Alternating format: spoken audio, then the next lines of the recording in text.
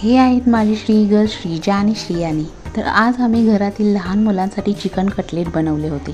त्याचीच रेसिपी मी या भागात तुम्हाला दाखवणार आहे। त्यासाठी प्रथम चिकन स्वच्छ धुवून हळद मीठ लावून वाफवून घेतले आहेत।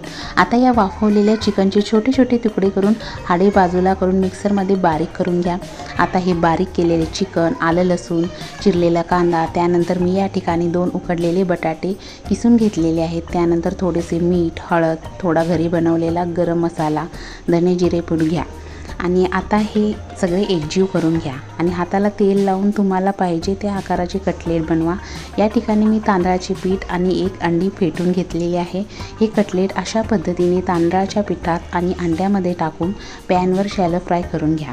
5 ते 7 मिनिटे सगळ्या बाजूने कटलेट छान शॅलो फ्राय झाल्यानंतर गॅस बंद करा। तयार आहे चिकन कटलेट। हे कटलेट जर तुम्हाला घरातील मोठ्या मंडळींसाठी बनवायचे असतील तर तुम्ही यात तिखटपूड टाकू शकता।